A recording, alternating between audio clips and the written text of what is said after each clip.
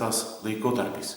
Jau antras Advento sekmadienis mums rodo vieną iš personažų, kuris padeda mums tinkamai išgyventi tą laiką. Tai yra Jonas Krikštytojas. Tikėjimas tai nėra kažkokia pasaka, tai nėra kažkoks mitas. Tikėjimas tai yra ta ryšys su asmeniu, su Dievu. Dievas tai nėra kažkokia tik jėga, tai nėra tik kažkokia fikcija, kažkokia filosofija.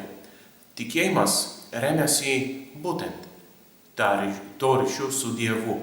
Tai yra tas užmegztas ryšys su Dievu, kuris yra asmuo. Žmogus yra asmuo, Dievas yra asmuo. Ir Adventas turi atstatyti arba užmegzti, arba iš naujo sutvarkyti tą ryšį su Dievu. Taigi tikėjimas yra kažką kita negu religija. Religija tai yra tik kažkokie įpročiai, papročiai, pripratimai, yra kažkokios apeigos, yra kažkokios taisyklės, kurių reikia laikytis, o tikėjimas yra ryšys, tai yra įvykis, nes susitinka du asmenys – Dievas ir žmogus. Ir Jonas Krikštytojas ieškojo tų dievų, išėjo į dykumą, išėjo ten, kur nėra patogumų, kur nėra pasaulio triukšmų, kur nėra kažkokių malonumų, jis išėjo ten, kur yra tuštybė, kad jo širdis būtų ištuštinta, paruošta priimti Dievą, kad galėtų su to Dievu susitikti. Taigi Jonas Krikštytojas mums rodo, kaip mums reikia ruošti savo širdį Viešpačiui. Pažiūrėkime, jeigu ateina pas mus kažkas į svečius, jeigu ir darome kažkokį remontą, o netikėtai ateina svečias, mes bent mažą kampelį ruošiame, kad tas svečias galėtų atsisėsti, kad mes galėtume ten atsisėsti kartu, gal kažkokius arbatos kavos padarome, gal kažkokių sausainių duodame užkasti, kad mes galėtume susitikti, kad galėtume pakalbėti, kad galėtume paprasčiausiai pabendrauti. Nesvarbu, kas yra aplink, bent mažą kampelį norime skirti tam susitikimui. Norime kartu su to svečiu išgyventi neįprastą laiką. Taip pat ir mums reikia atrasti savo gyvenime per tą Adventą ypač gal trumpą akimirką, gal keletą minučių, gal kažkokią net ir porą valandų susitikti su Dievu, tik su juo, kad nebūtų kitų rūpesčių, kad nebūtų kitų užsiėjimų, kad nebūtų kažkokio triukšmo, kažkokių nukreiptų minčių į kitą pusę. Ne, kad būtų tik Dievui. Tas laikas, ta vieta, tas mūsų jėgas skirtus Viešpačiui. Kad mes užmegztume tą ryšį su Viešpačiu. Tegul Adventas būna toks ypatingas laikas, kai mes laukiame Jėzaus Kristaus atėjimo. Jis nori ateiti.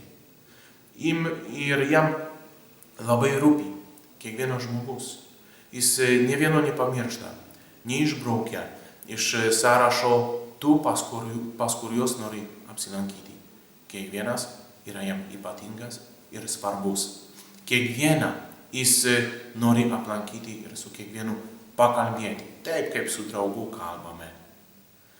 Jis Dievas rūpinasi. Tai mes dažnai taip išrenkame savo draugus, išrenkame tuos, su kuriais mums yra gera, su kuo yra mums miela, su kuo mes norime draugauti.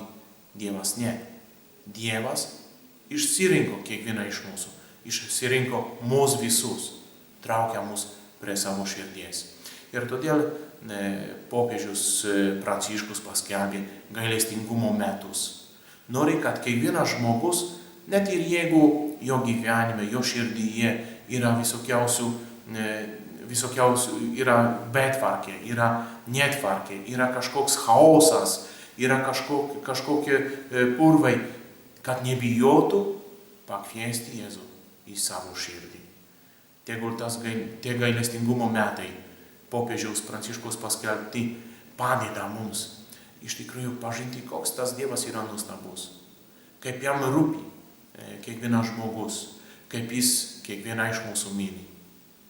Dievas nori ateina pas kiekvieną iš mūsų. Išdrįskime jį priimti.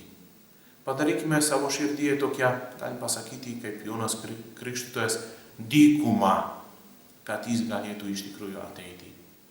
Tegul jis ateina, viską sutvarko, viską pastato į vietą, viską praturtina, viską pradžiugina, viską atnaujina.